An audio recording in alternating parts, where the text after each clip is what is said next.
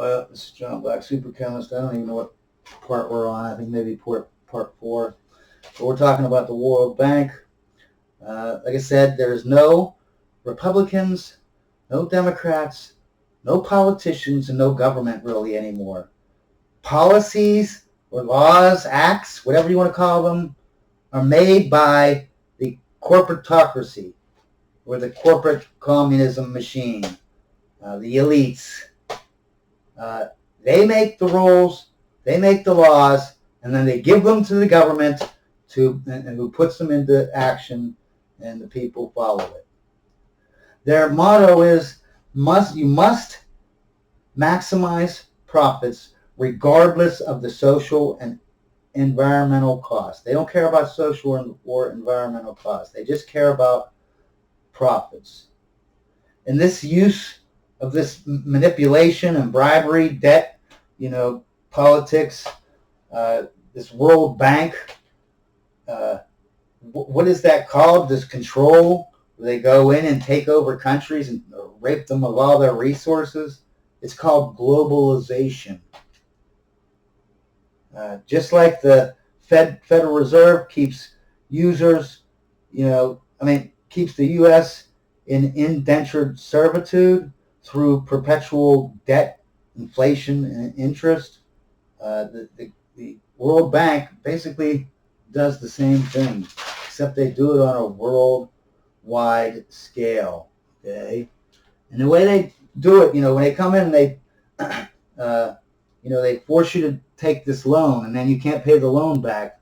Then they want you to do here's some examples of some structural adjustment policies. Okay, they might say they want you to devalue your currency. You know what I mean? This lowers the value of your money. You know what I mean? They basically want to come in and buy up all your stuff and take over. Number 2, they want you to cut social programs like education and health care. You know what I mean? Because you owe us money.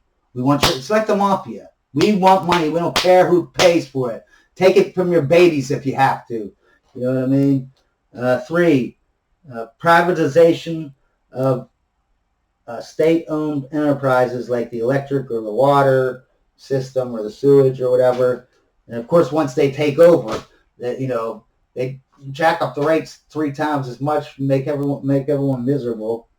1999 Bolivia, World Bank said to Bolivia, you sell us that water company it's the largest, that supplies water to the 3rd largest city, and you give it to Bechtel. Bechtel and Halliburton, they're the 2 biggest, thieves when it comes to the World Bank. You sell it to them, okay? And then, water, goes skyrockets after this because they were forced to sell because they can't pay their debt. So they're like, you gotta sell us this water company for real cheap, like pennies on a dollar. But this time, okay, because it doesn't work every time. Most times, 9.99 times out of 10 it does. But this time they revolted, and the contract was voided. Like the entire country, literally, or 1/3 of the country just went out crazy in Bolivia. So they're like, oh, whoa. They're serious. They don't want to give up their water company. Another way is trade liberation, right? You open up your economy, you take off all the tariffs, all the restrictions, remove any restrictions on foreign trade, right? Now, the big, corporations, transnational corporations, starts bringing in their own mass-produced, meaning it's really cheap. They bring in their mass-produced product, undercutting the indigenous businesses, so they go all bankrupt. And the World Bank just takes over all the businesses, because their businesses, they can buy their products really cheap because they're buying it on a global scale. Whereas these 3rd world countries, they're just buying a little bit at a time. So they put them all out of business, take over their economy, because they they didn't want to pay they couldn't pay their bill that they were forced to pay, or they'd be assassinated if they didn't take the loan. It's like when the mafia comes out, we're here to protect you. You pay us every week. We'll make sure that nobody burns down your place. When really they're saying, I'm going to burn down your place if you don't give me that money. You know what I mean? They got to say it like they're nice. Let's see. And Jamaica, after loans from the World Bank, they lost their largest cash crop market, and they can't compete. They can't compete. You can't compete when someone's global, you know what I mean? These are third world countries. Why don't you leave these third world countries alone? America, you suck. See, this is why everyone in the world hates you, okay? Because you know this crap's happening, and you pretend like you don't, okay? This stuff, there's documentaries, there's books, the CIA themselves come out and tell you about it. There's FOIA requested stuff.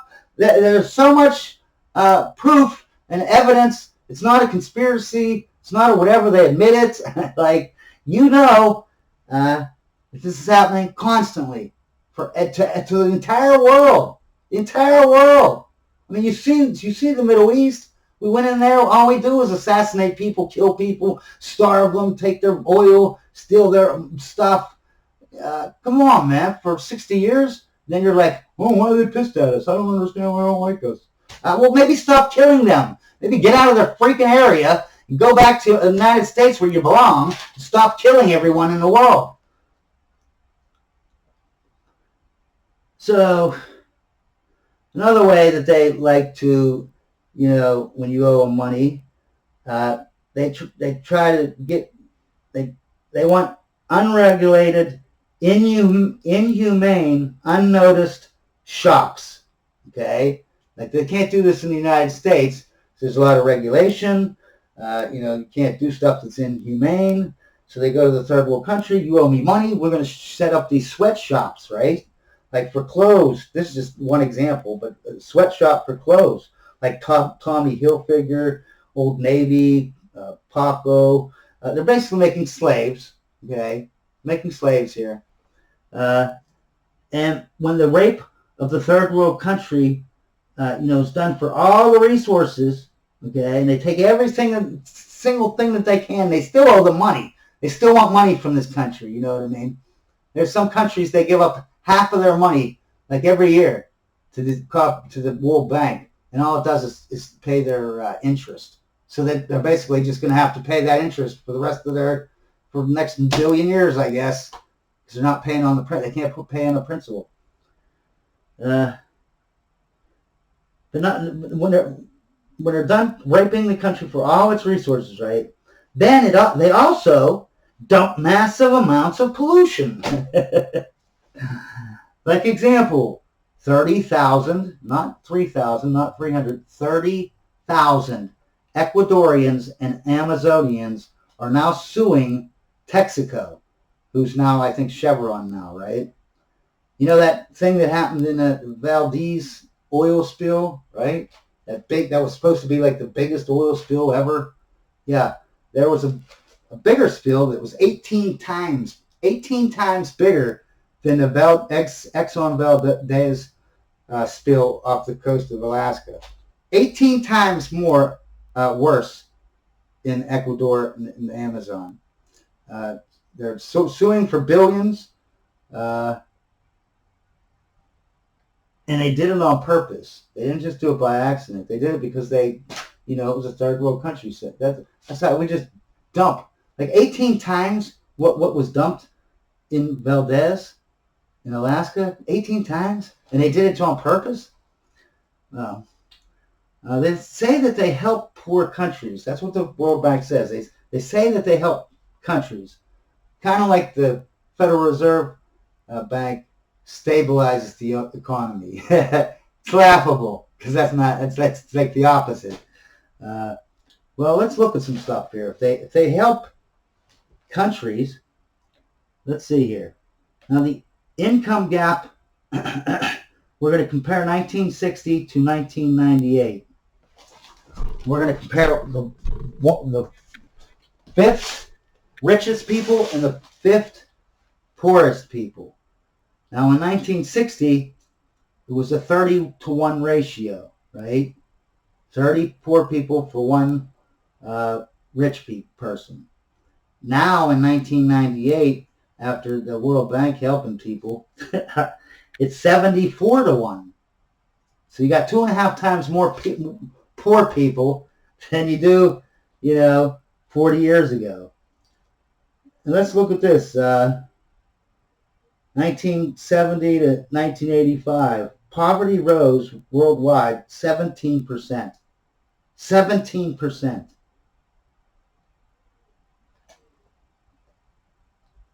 Living on less than $1 a day. What's that about? From 1985 to 2000, people that were living on less than $1 a day. It rose 18%. It's 1/5 more. Even the government itself, our government, admits that the World Bank only has a 40% success rate. That means 60% of the time they go in and destroy everything. And if I had to guess, and if I looked into it, I can guarantee you the 40% that they are calling a success is probably not a success. And they're just lying because they're liars. Because that's what they do.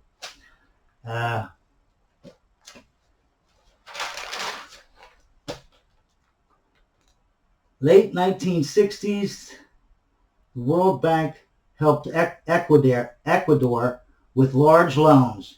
1968, 1998. Next 30 years. Okay, let's see what happens next 30 years after they helped Ecuador. Poverty grew from 50% to 70%. Unemployment grew from 15% to 70%. Wow. Public debt went from 240 million to 16 billion with a B. While resources for the poor used to be 20%, then it went down to 6% that they had for poor people. In 2000, 50% of the Ecuador national budget went to debt service, meaning they're basically 50% of their money is going for just the interest. That's it. So they're in it forever. The World Bank is a U.S. bank that supports U.S. interest, the U.S. corporations. The U.S. provides most of the capital, so it makes the decisions. Where do they get the money? It makes money out of thin air from the fractional reserve banking system. If you go back to the fiat videos, you'll understand, because that's mainly what I was talking about, was the fractional reserve system that was told by the modern money something, I forget. But anyways, so they just make money out of thin air, just like the Federal Reserve Bank. That's why I say they're kind of like sister banks.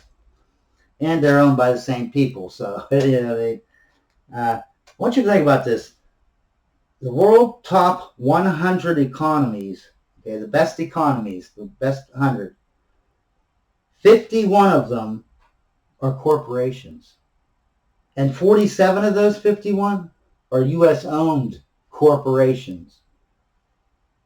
So that means half of the top 100 economies, half of them are corporations. Like Walmart or Exxon, they're bigger than Poland, Norway, or Finland. They're bigger economically.